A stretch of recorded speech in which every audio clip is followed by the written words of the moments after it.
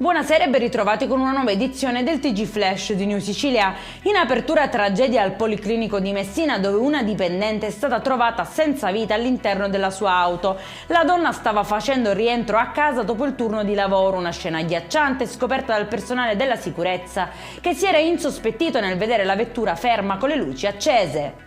Drammatico incidente all'incrocio tra via Libertà e viale Lazio a Palermo. Il bilancio è di 7 giovani feriti, uno ricoverato in gravi condizioni. A scontrarsi una Fiat 500 e una Nissan Qashqai.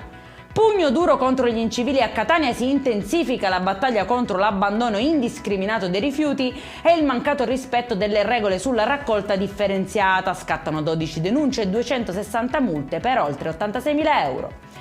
Si sono dovuti armare di palette elettriche per contrastare l'assalto delle zanzare i pazienti della nuova area di emergenza dell'ospedale Giovanni Paolo II di Sciacca, struttura inaugurata appena 20 giorni fa, un'emergenza che da anni periodicamente si ripresenta con il rischio di peggiorare ulteriormente le condizioni cliniche dei ricoverati. Sul caso è intervenuto anche il direttore sanitario.